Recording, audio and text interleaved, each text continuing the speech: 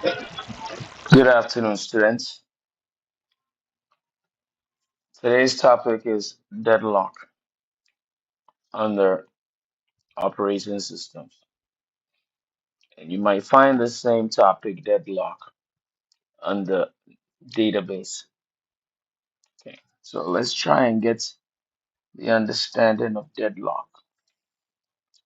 We looked at race condition when we said a race condition is a situation whereby you have multiple processes competing for results to the point that when one process gets the resources, it does not want to release the resources because it's either demanding other resources that is held by other processes. And we said that this race condition also can lead to starvation. That's other process will end up being starved of resources to complete their execution. Another problem that we face here is deadlock because if nobody is releasing resources and there is starvation, then there is a deadlock. Okay. And imagine being on your way home during rush hour. So let's take the Nima Junction intersection as an example. So you realize that by the time you get there, the traffic lights is not working. And because the traffic light is not working, you realize that those who are going straight don't want to allow those who are going left to turn. Those who are going left are interfering with those going straight, and those coming from the top, from where the president's house, former president's house is, don't are not allowing the others that are going up, so they're also making left turns.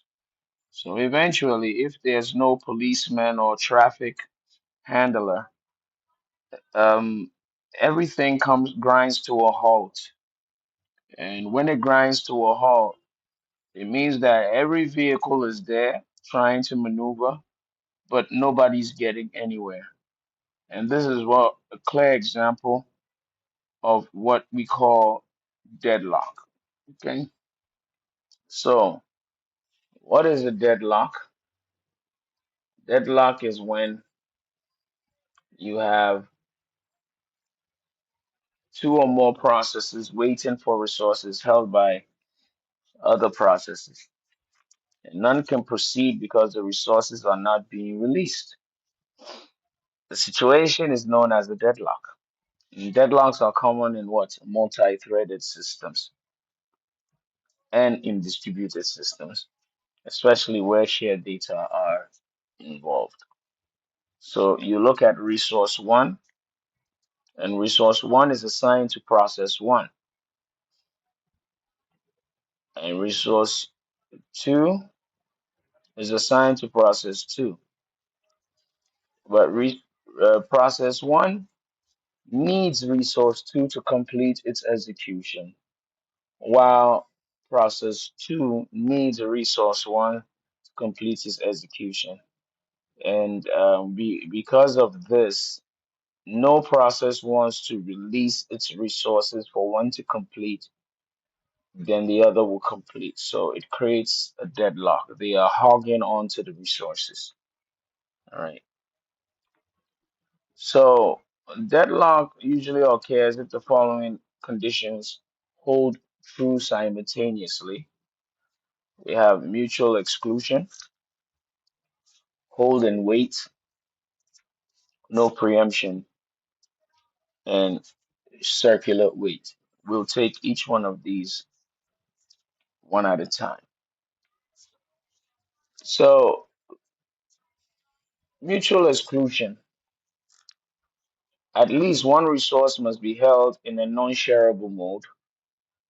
Only one process can use it at a time. Okay. So, mutual exclusion is where we end up using the X lock as the exclusive lock. Yes. We we have the shared lock and we have the exclusive lock. So mutual exclusion means only that process can do it, can hold on to the resources, and we can dial back and realize that when we were talking about the critical section, yeah, mutual exclusion was one of the ways to be able to solve the critical section problem. Okay. Then we have hold and wait. So hold and wait. A process holding one resource is waiting to acquire another resource that is held by another process. So then that process is waiting because process A needs the resources that process B has to complete its execution, but process B is not releasing it. So that's hold and wait. Then there's no preemption. And no preemption, when we say no preemption, it means you cannot forcefully end the the process, or you cannot forcefully decouple or take the resources from the process. The process has to voluntarily release the resources. Then there is circular wait. So in circular wait, a set of processes are waiting for each other in a circular chain, with each process holding a resource needed by the next one in the chain. So these are some of the conditions that could cause deadlock: mutual exclusion, hold and wait, no preemption, and circular wait. So how do we detect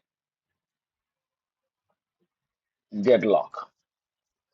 Um, Deadlock, there are two main tools for deadlock detection, and they are what? Resource allocation graph and wait for graph. So resource allocation graph, this is used when each resource can only have one instance. A node in the graph can be a process or it can be a resource. So directed edge from process to resource indicates the process is waiting for the resource. Directed edge from resource to process shows that the resource is already allocated to the process. So if the graph contains a cycle, then there's a chance that deadlock may be present. Okay. So this is resource allocation graph. Once again, resource allocation graph is a way to, because we said the tools we use to detect deadlock: resource allocation graph and wait for graph. And we said that it is resource allocation graph is made up of processes and the resources in the form of nodes. So when the arrow is pointing from the resource to the process, it means the resource has been allocated to the process.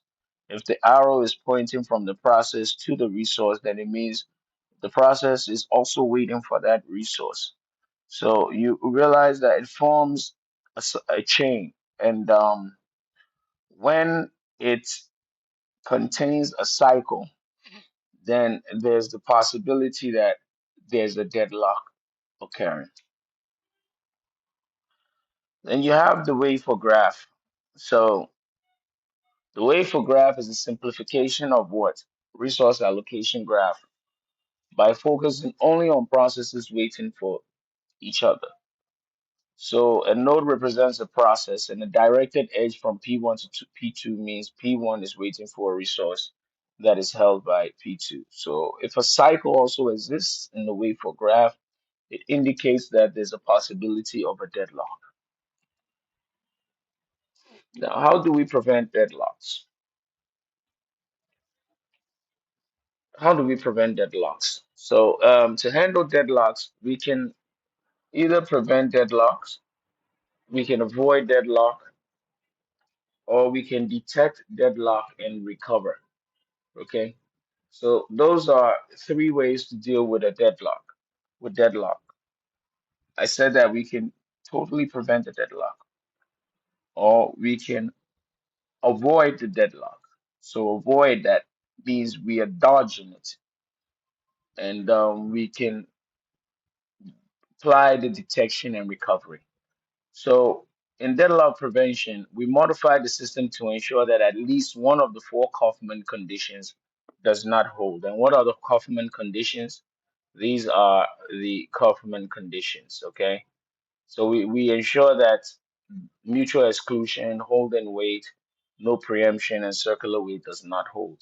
Okay, very good. Now, deadlock, how do we avoid a deadlock?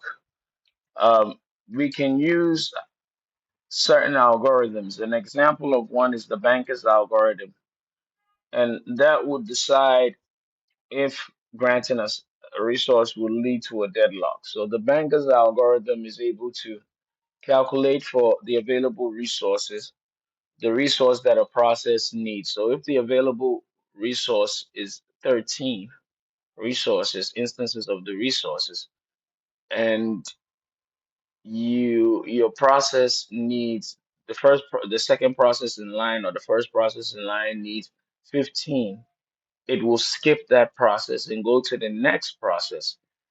And if the next process needs 13 or less than 13, it will allow it to execute. So after it executes, it releases the 13 and releases what is in that process's possession. So if that process has seven in its possession, it releases the 13 plus the 7, making it 20 resources left. Then you move on to the next process until every process is able to what? Complete its execution. Okay. Then you have deadlock detection and recovery. And this allows deadlock to occur, but detect them and recover by terminating or preempting one or more processes. So for detection, we allow deadlocks to occur.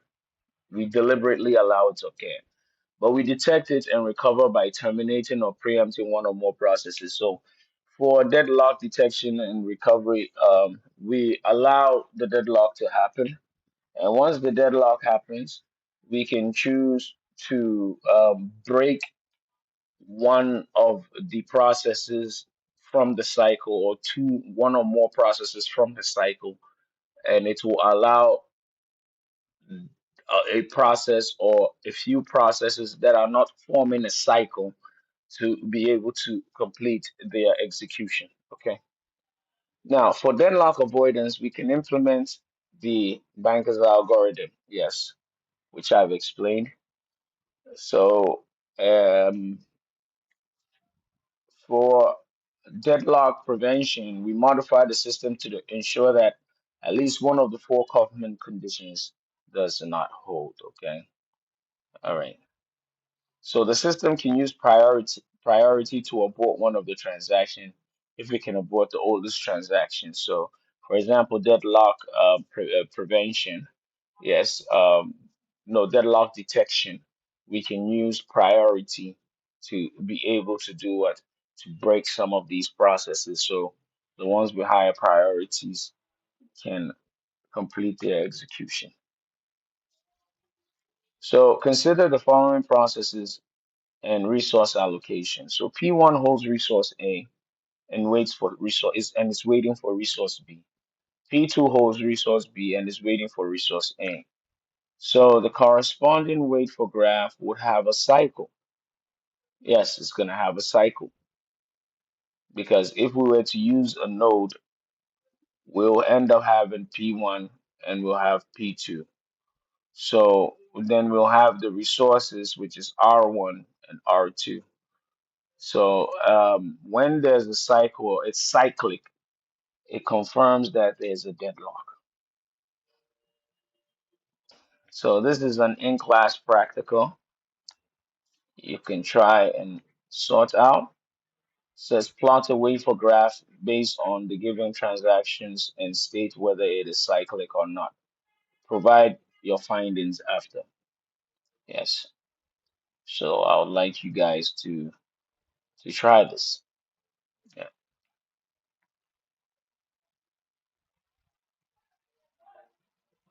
So I think Is it the same question here?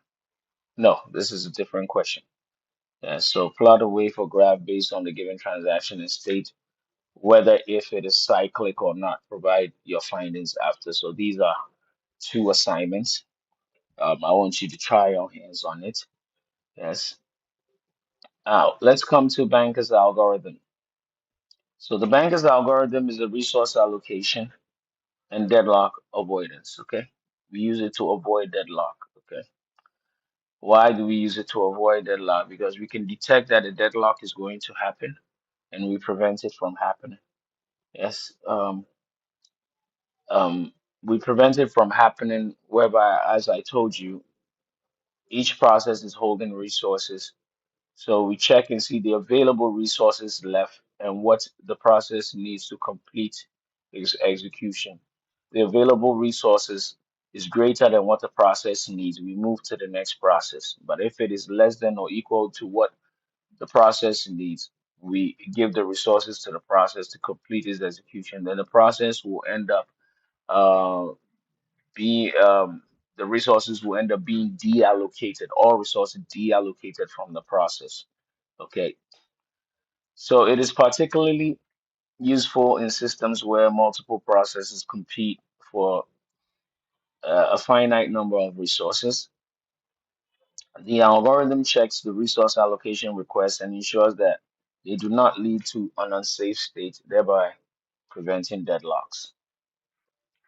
What's a safe state? So these are terminologies we'll have to know because this question will be coming. Banker's algorithms question, it will be coming. It came last semester, it will be coming this semester.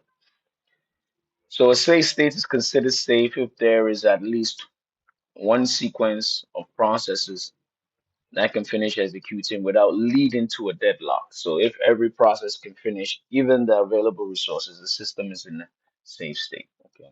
So in a safe state, so you're able to write the safe sequence. We'll see how it works. Oh, and yes, address binding will be coming too. So just giving you guys a heads up. Yeah.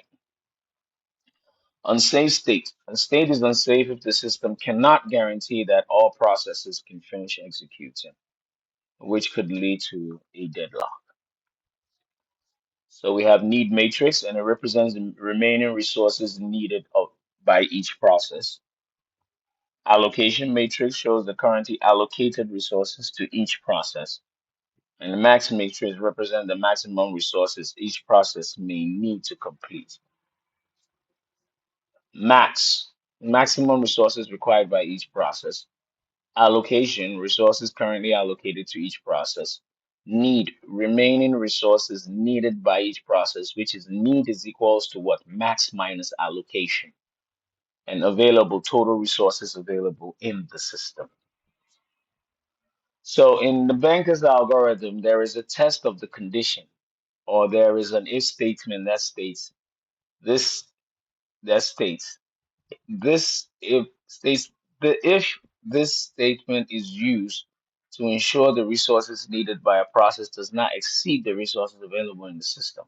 So after all a process's complete execution, the resources are returned to the system.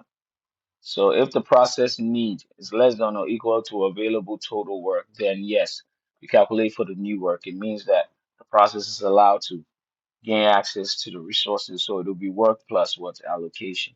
Else discard and move to the next process. So you see how the our programming comes to play over here. Yes, with these if statements and stuff. I've told you guys that these courses are interrelated. So study it in that manner. So consider the banker's algorithm and determine if this the, determine if the sequence is safe. So this is a bit of a calculation we'll have to do, and I have to do it when I'm present in the lecture hall. But I want you to be able to go over it. I've done the calculations here though, so we'll see. Those who can get it will get it. But once I teach it in class on the whiteboard, it is very easy and straightforward. Okay. Yeah. So after execution, so if you look here, look at the processes we have here. We have P naught, P1, P2, P3, and P4. All right. So we need to continue the execution, and you come here in our safe sequence. After they've all executed, you realize that P1 executed first, then P3 came to execute, then P4 executed, then P not executed, then P2 executed. So this is what we call the safe sequence. It means there's no deadlock and each one of them were able to execute.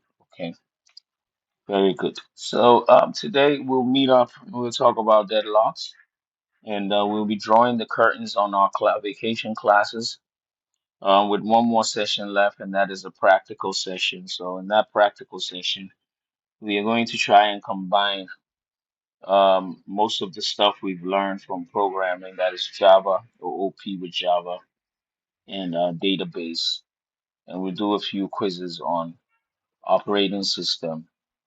And we can give a grand curtain call to our class and prepare ourselves for the upcoming semester. Okay, guys? All right, so have a very good afternoon and we'll meet up. Thank you.